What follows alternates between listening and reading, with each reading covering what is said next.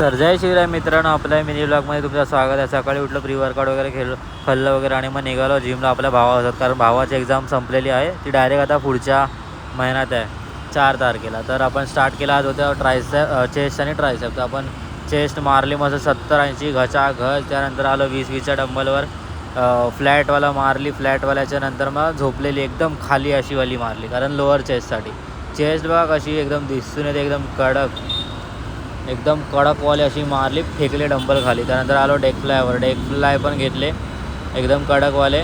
काय माहिती नाही मित्रांनो, काय नजर लागली आहे की काय सिस्टम हँग झाली आतमधली. पूर्ण आपली एनर्जी लूज होते हळूहळू. सिस्टम तर आपली चालू नाही आहे खालची, पण तरी पण काय समजत नाही काय होतं आहे, कोण नजर लावतं आपल्याला. आपली स्ट्रेंथच हळूहळू लूज होते, पण ती कधी कधी हाय झाली की मग काय विचारायला नको, काय ऐकत नाही. घडी वर्कआउट वगैरे झाला, घरी आलो मस्त. त्यानंतर कॉलेजमध्ये आलो.